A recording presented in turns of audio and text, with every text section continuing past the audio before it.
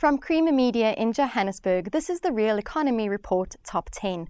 News in early 2010 that commodity markets are on course for their strongest year since 1973 is seen as a positive start to the year after a bleak 2009. Mining Weekly takes a look at 2009's 10 most popular Real Economy Report mining stories, which cover the spectrum from gold and platinum to acid mine drainage. Coming in at number 10 is a story on carbon capture and storage, or CCS, which is seen as one of the key technologies to reduce future carbon dioxide emissions. Delegates at the South African Carbon Capture and Storage Conference, held in 2009, agreed that the technology should be advanced in parallel in both developed and developing nations. Locally, the South African Centre for CCS is compiling a storage atlas assessing potential sites for geological storage of compressed carbon dioxide. The Global CCS Institute's Crispin Walker. Really is up to governments to negotiate and decide with all of the factors on the table.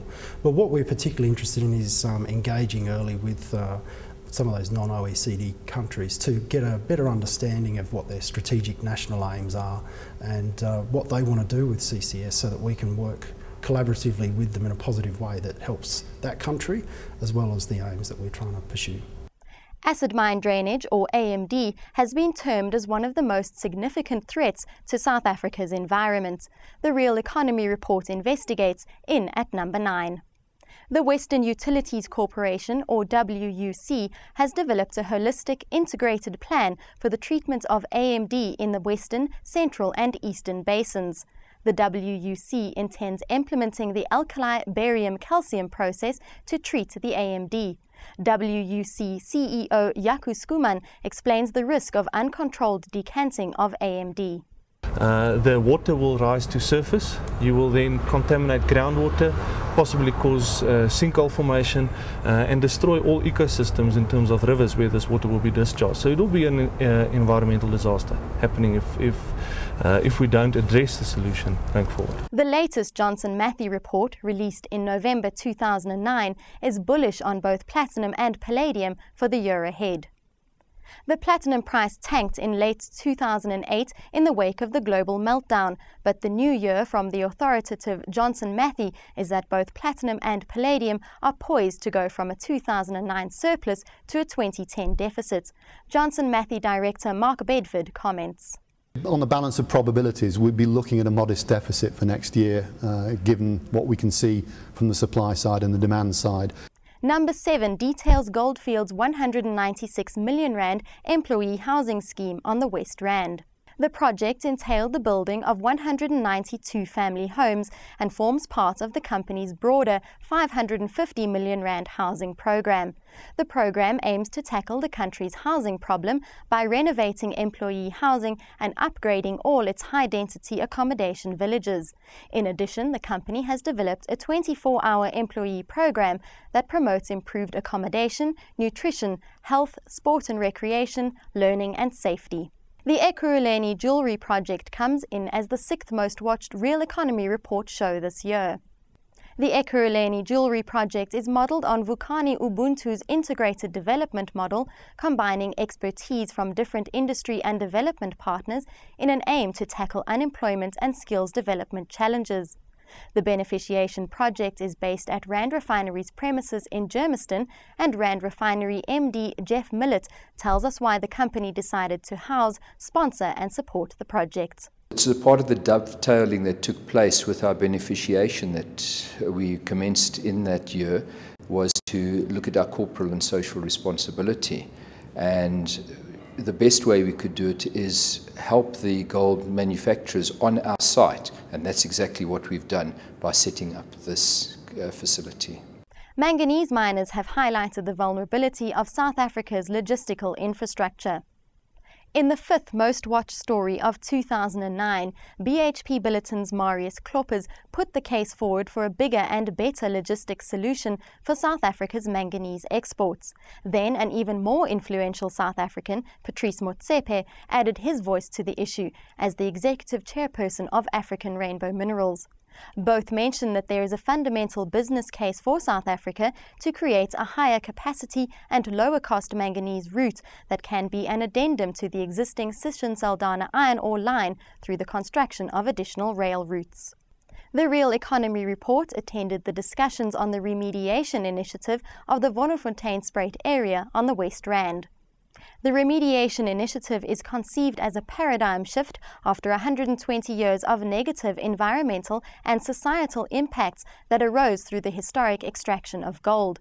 The Wonderfontein Remediation Action Plan is a cooperative initiative by key stakeholders to develop a cleanup plan for uranium-affected areas in the Far West Rand. The Real Economy report captured the views of the top BHP Billiton executives on the need for South Africa to build a bigger and better rail system to the coast for the export of manganese. BHP Billiton's South African CEO Marius Kloppers and the company's manganese head Peter Bevan both put the case for a logistics partnership with Transnet to lower the cost of manganese exports from the Northern Cape. Marius Kloppers comments. But if we want to grow structurally our manganese business off a very, very good resource base, not only ours but the country's, I mean, it is important that we in due course find another export route with more capacity, and we look forward to continuing to work with all of the people, other producers, service providers, and so on, towards making that a reality. The iconic South African company Sasol has successfully migrated its technology onto the world stage. The second most watched Real Economy report story of the year was on South Africa's Sasol, a technology company that has surmounted all obstacles in migrating its South African-developed gas-to-clean diesel technology to Qatar in the Middle East, with Uzbekistan next. Pat Davies expands on the Oryx project in Qatar. Oryx has been a huge opportunity for us because we've taken what we've so successfully done in South Africa and we've transplanted all those skills and that technology into another part of the world, and with a few minor teething problems out of the way, it's performing really well. And finally, the most popular Real Economy report show is all about South African engineering company CompAir, which has devised a way to significantly reduce the noise emitted by rock drills. According to 2013 targets set out by the Department of Mineral Resources, noise levels emitted by underground rock drills need to be reduced to 110 decibels. CompAir MD Rob Hall reports that the company has exceeded these targets with the new Bora rock drill. There's two key elements to the new drill. The first one is the noise level, and that's where the muffler comes in particular. The muffler reduces noise levels by approximately 107 decibels. So from 110 decibel rating of the previous drill down to 103 decibels on the new drill. That represents something in excess of 80% reduction to effective noise level for the human ear. So a massive reduction. The second benefit of the muffler itself is reduction in oil consumption. Those were the headline makers for 2009. With the global economic crisis just barely receding, it's best to stay logged on to miningweekly.com to see who will steal the show in the coming year.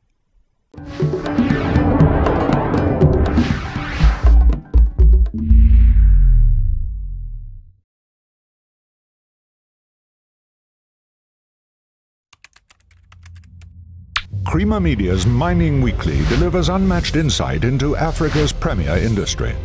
Breaking news, visit miningweekly.com. Creamer Media's Mining Weekly, empowering mining.